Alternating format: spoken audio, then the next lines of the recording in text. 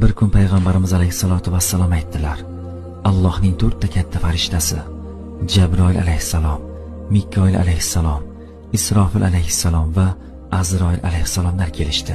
Jabroil alayhissalom menga aytdiki: "Ya Rasululloh, ummatingizdan kim sizga kunda 10 marta salovat aytsa, erta qiyomat kunida uni qo'lidan tutib, Sirot ko'prigidan qushlar kabi uchirib o'tkazaman" dedi. Mikoil alayhissalom aytdiki: "Ey Nabiyulloh, men unga Kavsar hovuzidan chanqog'i qolgunicha ichiraman." Isrofil alayhissalom aytdiki: "Ey Nabiyulloh, u qulning kechirilishi uchun boshimni sajdaga qo'yaman.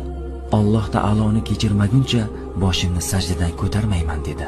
Azroil alayhissalom aytdilarki: "Sizga bir kunda 10 marta salovat aytganning ruhini payg'ambarlar kabi olaman." Buni eshitgan payg'ambarimiz alayhisolatu vassalom: "Bu qanday lutf yo Rabb, bu qanday ehson Allohim" dedilar.